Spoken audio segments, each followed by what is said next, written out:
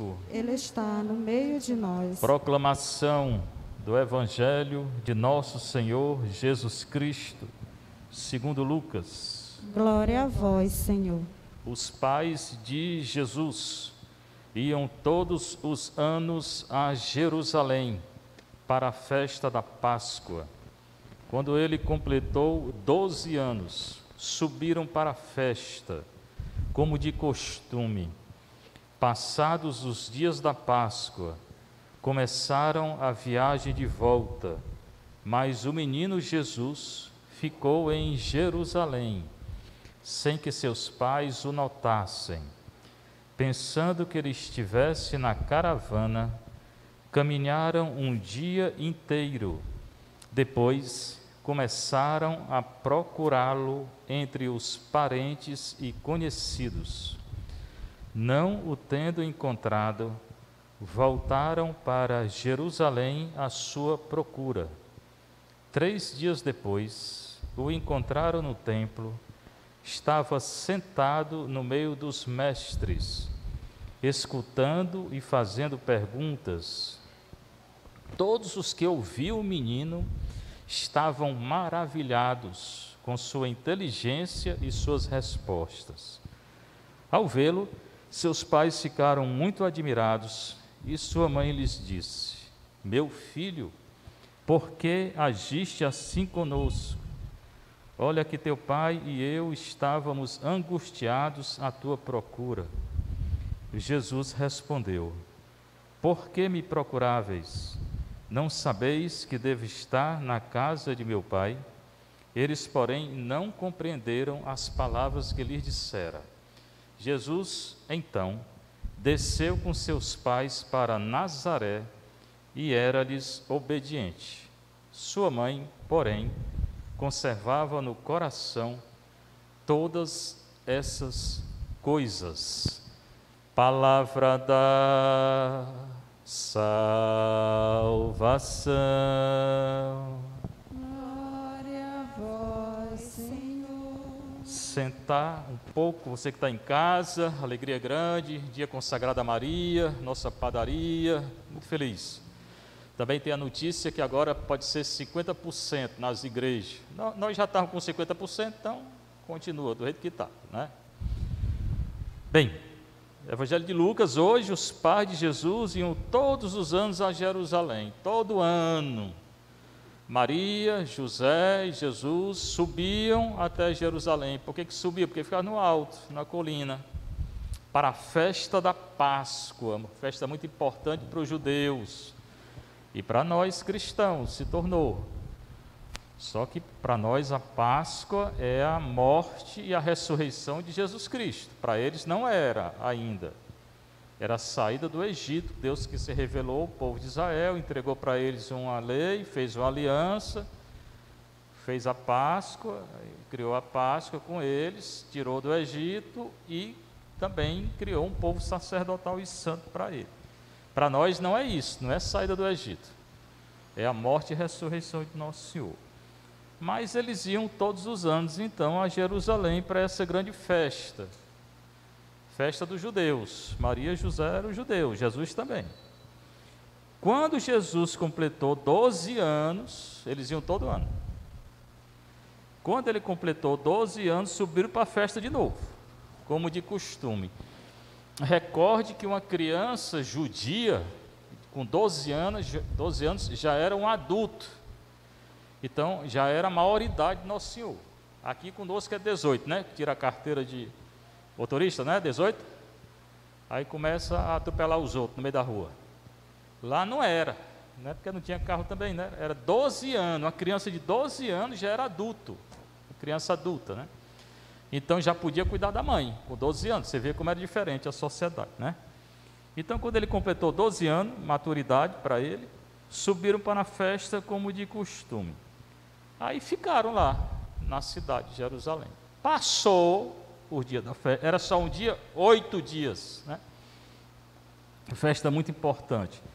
Passaram os dias da festa, da Páscoa, e eles retornaram para Nazaré, que morava em Nazaré.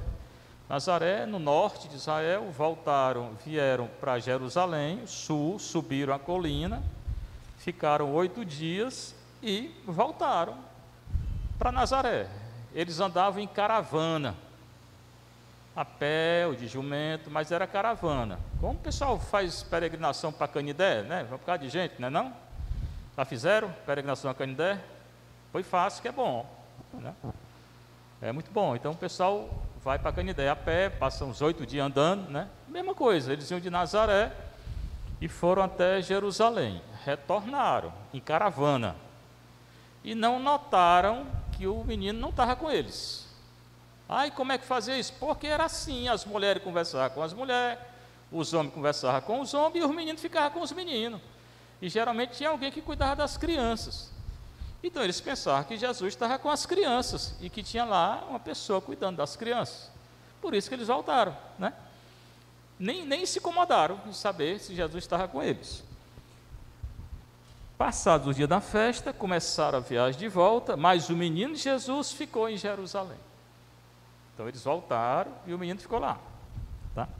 Sem que seus pais o notassem, pensando que ele estivesse na caravana. Acabei de explicar. Caminharam um dia inteiro, passaram o dia todinho. Imagine, vai até Canidé, as mulheres conversando, os homens, os meninos e tal, vai a festa de São Francisco, os festejos, também são 9 dias, né? Aí volta, passa o dia todo andando e o menino fica lá em Canidé. Eita, alvoroço, não é não? Imagine uma mãe, né? Cadê o menino? Né? Depois começaram a caminhar o dia inteiro. Depois começaram a procurá-lo entre os conhecidos, porque era assim, pensava que ele estava lá com as crianças, amiga, né, com os conhecidos, com os parentes, né, e ele não estava. Né? Não o tendo encontrado, voltaram para Jerusalém à sua procura. Aí voltaram mais um dia, ó. Um dia andando, um dia voltando. 2 dias sem o menino. 3, e ficaram um dia ainda na cidade procurando. 3 dias depois, o encontraram no templo. Eita! Um dia voltando para Nazaré, um dia retornando para Jerusalém e um dia procurando na cidade. Só foram encontrar o menino 3 dias depois. E a cidade grande, não é como Fortaleza hoje, né? Mas era grande para aquela época, né? Eu estive lá 3 vezes, fiquei 1 mês estudando lá, né? Então, no 3º dia, 3 dias depois, 3 dias depois, o encontraram no templo. Quando fala 3 dias depois, o que é que vocês lembram? Lembram de quê? De quê? Fale alto, porque você está com um pano na boca. 3 dias depois, vocês lembram o quê? Ao dia da ressurreição. Toda vida que tem 3 no Novo Testamento, lembre da ressurreição, porque o evangelista está querendo falar da ressurreição. Eles vão encontrar Nosso Senhor no templo, no 3º dia. Ele é o novo templo e ele vai ressuscitar. É essa a mensagem que está aqui. Então, no 3º dia, o encontraram no templo, 3 dias depois, estava sentado no meio dos mestres, escutando e fazendo perguntas. Imagine um menino de 12 anos, né? 3 dias, Maria e José, num alvoroço grande, encontra o menino no templo, que é a catedral deles, uma igreja muito grande, na verdade um templo, e eles sentados lá com os doutores, lá, os fariseus, conversando. Nem aí o bichinho, né? Nem aí. Aqui diz a leitura, né? Estava sentado no meio dos mestres, escutando e fazendo pergunta. Não estava agoniado, não, Jesus. Estava preocupado com Maria e José, não. Viu? Todos os que ouviam o menino ficavam maravilhados com sua inteligência e suas respostas. Ele estava entre os doutores e estava ensinando os doutores. 12 anos. 3 dias depois, templo. Quando ele crescer, vai acontecer a mesma coisa. Ele vai entrar no templo, vai ensinar, vai brigar com o fariseu e vai morrer e ressuscitar. Ao vê-lo, seus pais ficaram muito admirados. E sua mãe, José não disse nada. José não fala nada nos evangelhos, nada. Não tem uma palavra de José. Mas as mulheres, como gostam de falar mais do que os homens, não é não? É ou não é? Aí, viu? Ela disse que é. Ao vê-lo, seus pais ficaram muito admirados, e sua mãe, quem fala é Maria, lhe disse: meu filho, por que agiste assim conosco? Meu filho, por que agiste assim conosco? Se fosse cearense, o que a mãe tinha dito? Tivesse ido a Canidé, menino ficado lá, passado 3 dias, encontrou o menino na igreja, o que a mãe tinha dito? Tira a chinela, bem no pé do ouvido do menino, era não? Era ou não era? Ô chinelada grande. Fora o que ela ia dizer para o menino, né? Que não posso dizer porque está filmando, não é não? Mas Maria fala o seguinte: meu filho, por que agiste assim conosco? Olha que teu pai e eu estávamos angustiados à tua procura. Meu filho, o que você fez? 3 dias te procurando, e você aqui? E ele já estava lá conversando, né? Jesus disse: por que me procuráveis? Por que vocês estavam me procurando? Por que vocês estavam me procurando? Olha a sabedoria desse menino. Não sabeis que deve estar na casa de meu pai? Quem é o pai dele? Deus. Eu estou na casa do meu pai. Por que vocês estão alvoroçados? E Maria também, né? Por que vocês estão angustiados? Eu estou na casa do meu pai. Eu estou no templo de Jerusalém. E ele tranquilo, né? Eu estou na casa do meu pai. Eles, porém, não compreenderam as palavras que lhes disseram. Nem Maria compreendia. Se você pensa que Maria entendia todo, não entendia não. Nem José. Não, tanto não entendia que ela se deixou envolver pela angústia, pela preocupação. Tanto que ela falou: por que você fez isso, meu filho? Eu devia estar aqui mesmo, na casa do meu pai. A consciência que ele tinha que Deus é o pai dele, que Deus era o pai dele, a consciência desse menino, porque esse menino não é só menino, esse menino é Deus. Maria não tinha entendido ainda tudo. Se você pensa que Maria entendeu tudo, não entendeu não. Ela meditava no coração para ver se entendia, mas ela não entendia. Ela pensava: o filho é meu. Não, esse menino é de Deus. Essa leitura ensina muita coisa para as mães, para os pais, para nós. Primeiro, porque o filho não é propriedade nem de mãe nem de pai. O filho não é propriedade nem da mãe nem do pai. O filho é propriedade de quem? De Deus. Todo filho é propriedade de Deus. Daí que a mãe e o pai, eles têm a obrigação de educar os filhos na religião, porque o filho, antes de ser filho deles, é filho de Deus. Não é propriedade sua, eduque eles na religião. O problema é que hoje, ou quer o menino para si, ou educa o menino para o mundo. Com celular, com internet, com isso, com aquilo. Nasceu, deu um celular. 1 ano, outro celular. Cada aniversário um celular novo, cada vez mais potente. Está errado.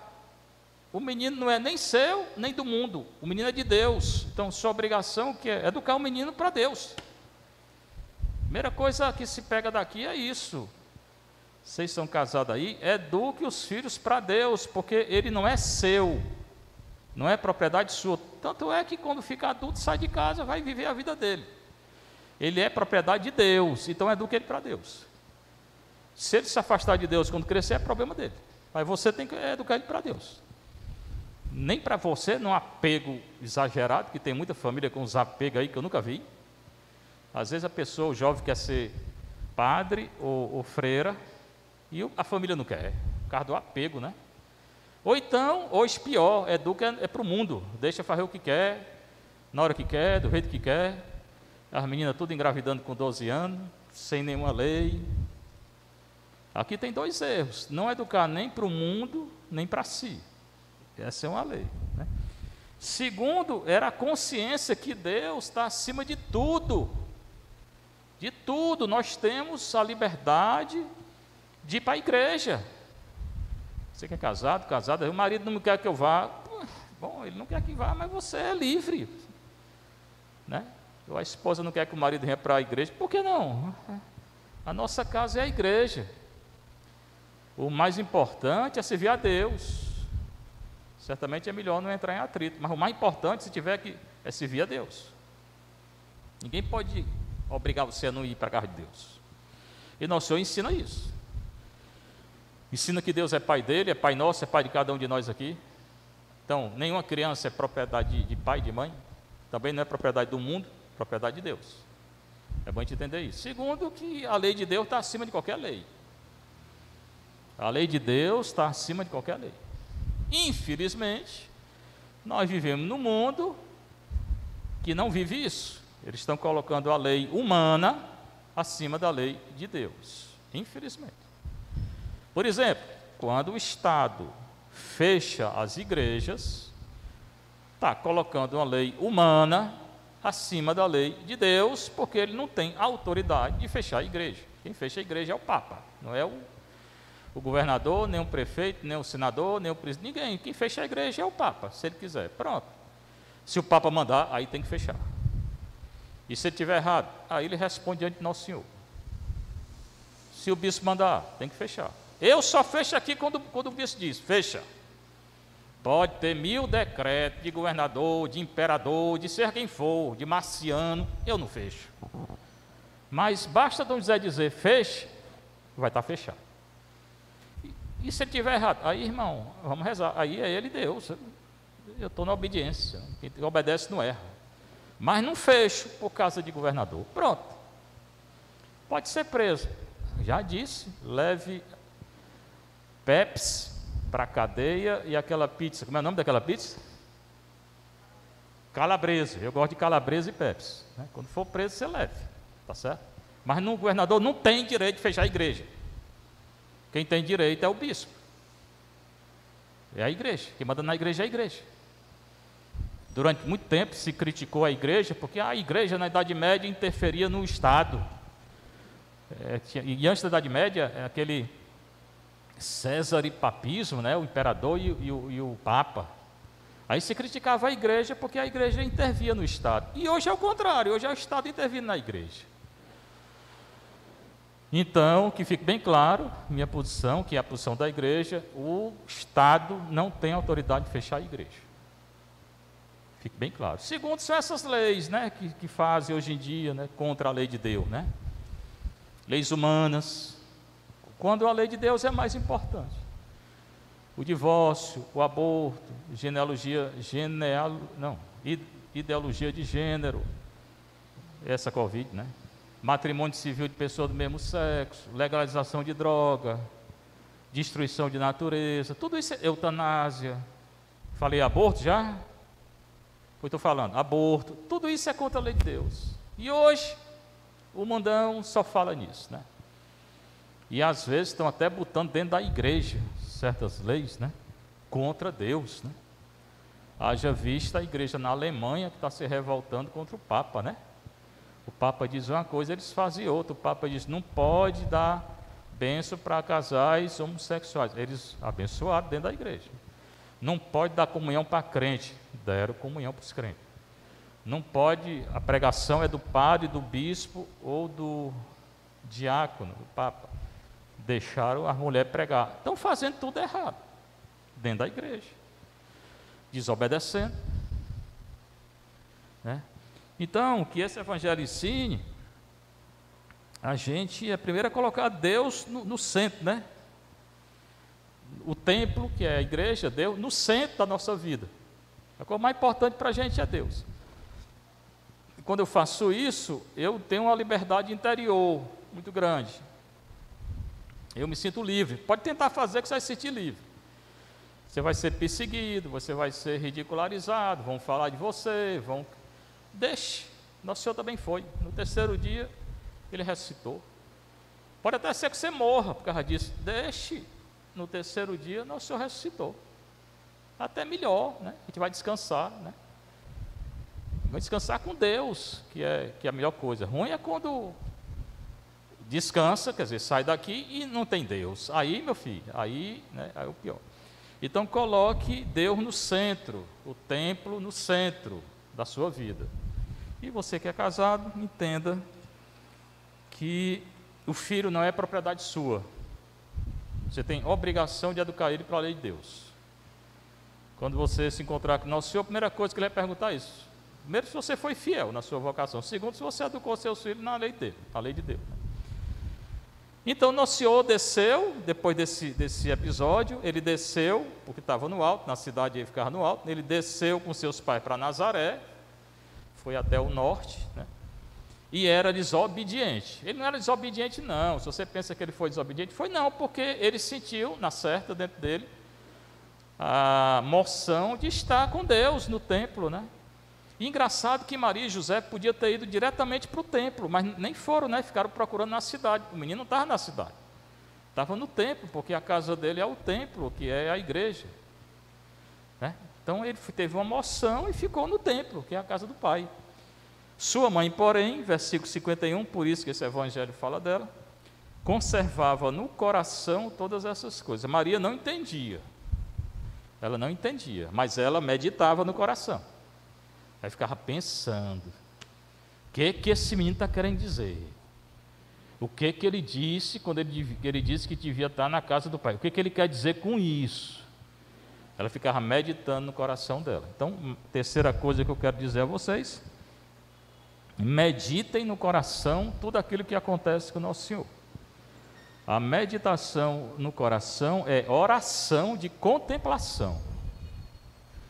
O rosário ajuda muito a gente a fazer oração de contemplação. Rezar o texto e rosário contemplando. Primeiro mistério, a anunciação, a visita, Jesus que nasce, apresentação de Nossa Senhora, purificação de Nossa Senhora, apresentação de Nosso Senhor, perda e encontro do menino. Vá meditando o que aconteceu com ele no texto e no rosário, que são os mistérios da alegria, da luz, da morte e da ressurreição. Então, a terceira coisa que a gente pode aprender desse evangelho é meditar, que é rezar, contemplar, orar, tudo aquilo que diz respeito ao nosso Senhor. Seja louvado nosso Senhor Jesus Cristo. Para sempre seja louvada sua mãe Maria Santíssima.